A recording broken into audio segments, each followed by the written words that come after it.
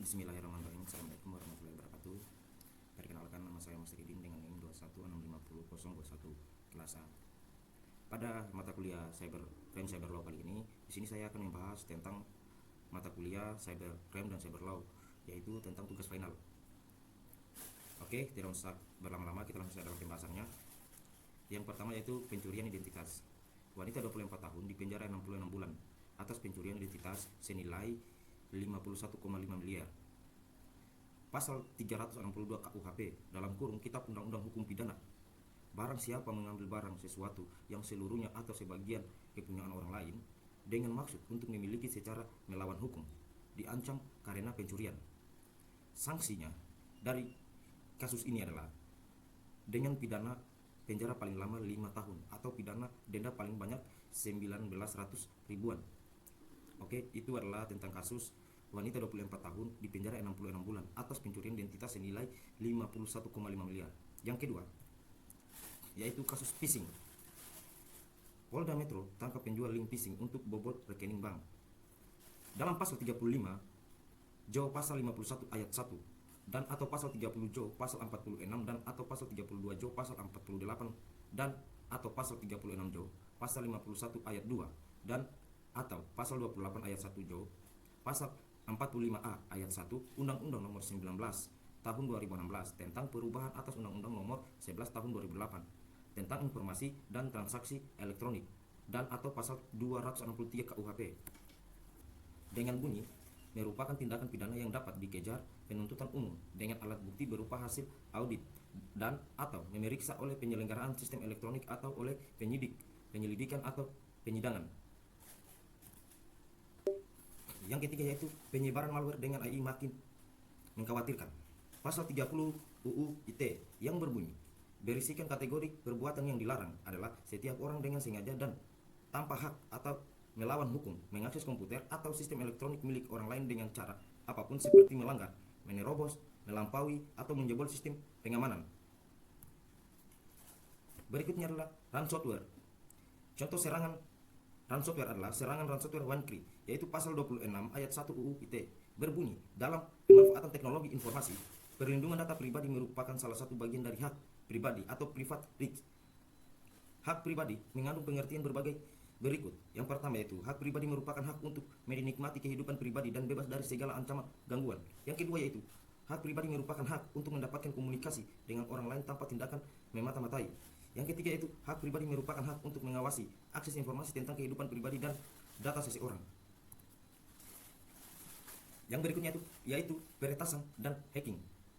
Kasus BPJS Kesehatan Mei 2021 pasal 30 UUT berbunyi berisikan kategori perbuatan yang dilarang adalah setiap orang dengan sengaja dan tanpa hak atau melawan hukum mengakses komputer atau sistem elektronik milik orang lain dengan cara apapun seperti melanggar, menerobos, melampaui atau menjebol sistem pengamanan. Yang berikutnya adalah serangan DOS atau Distributed Denial of Service. Situs Kondecon kena serangan DOS usai beritakan kasus pemerkosaan pegawai Kemenkop UKM. Pasal 33 UU IT berbunyi berisikan kategori perbuatan yang dilarang adalah setiap orang dengan sengaja dan tanpa hak untuk melawan hukum melakukan tindakan apapun yang berkaitan dengan ketergantungan sistem elektronik. Yang berikutnya adalah pencurian kekayaan intelektual. Kasus peredaran produksi kecantikan palsu di Lokapasar. Pelaku industri bisa lapor ke DCKI. Pasal 30 UU ITE berbunyi menyatakan larangan melakukan perbuatan yang dapat menyebabkan kerugian hak kekayaan intelektual. Berikutnya yaitu pemalsuan atau forgery. Komplotan pemalsuan dokumen kerja luar negeri diringkus polisi. Pasal 263 ayat 1 KUHP berbunyi barang siapa membuat surat palsu atau memalsukan surat yang dapat menerbitkan sesuatu hak, suatu perjanjian atau kewajiban atau sesuai pembebasan utang atau yang boleh dipergunakan sebagai keterangan bagi sesuai perbuatan dengan maksud akan menggunakan atau menyuruh orang lain menggunakan surat-surat itu seolah-olah surat itu asli dan tidak dipalsukan, maka kalau mempergunakannya dapat mendatangkan sesuatu kerugian dihukum karena pemalsuan surat dengan hukuman penjara selama-lamanya 6 tahun.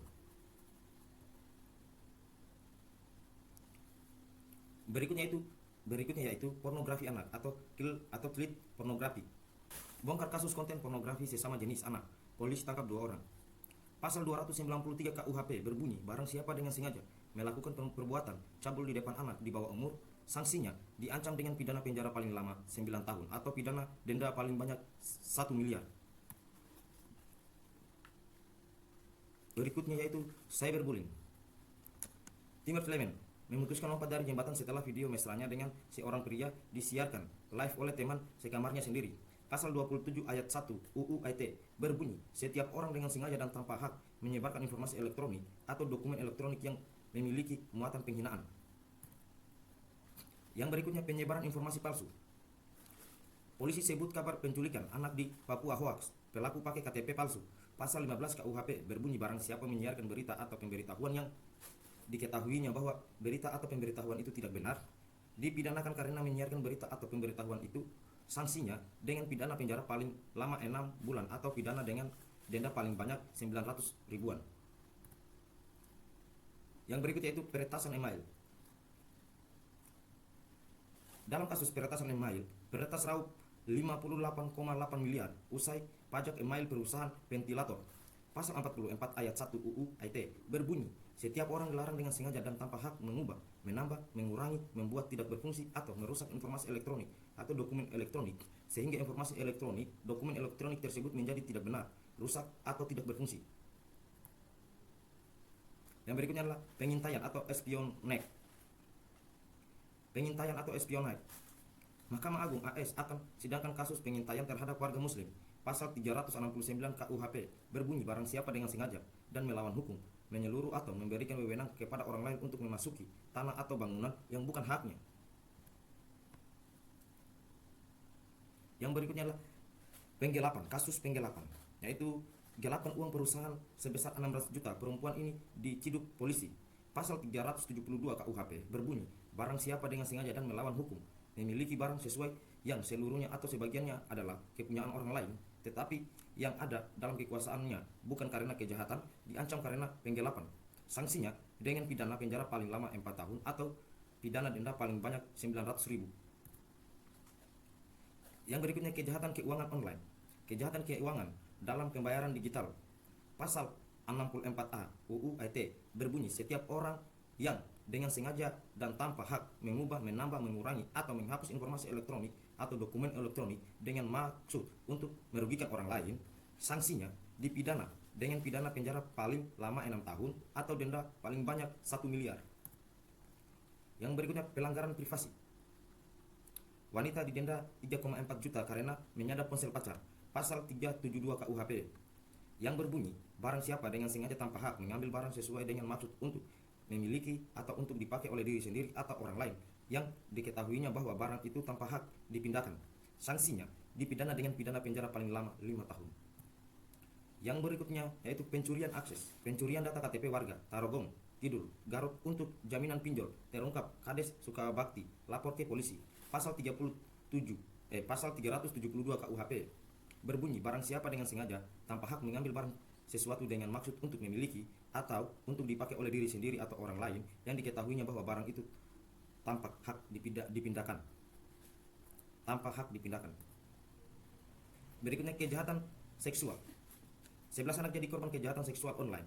Pasal 82 Jo, pasal 76E Undang-Undang Nomor 17 Tahun 2016 tentang penetapan Peraturan Pemerintah Penggantian Undang-Undang Nomor 1 Tahun 2016 tentang perubahan kedua atas Undang-Undang Nomor 23 Tahun 2002 tentang perlindungan anak menjadi undang-undang, atau pasal 29 Jo pasal 4 ayat 1 atau pasal 37 Undang-Undang Nomor 4 Tahun 2008 tentang pornografi, atau pasal 45 ayat 1, 30O pasal 27 ayat 1 Undang-Undang Nomor 9 Tahun 2016 tentang perubahan atas Undang-Undang Nomor 11 Tahun 2008 tentang informasi dan transaksi elektronik.